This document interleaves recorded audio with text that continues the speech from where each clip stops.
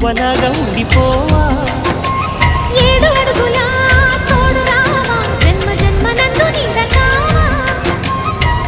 లోకం మనలో గిలిగా, కాలం మన కోగిలిగా, వలకే శుభ దీవెనగా.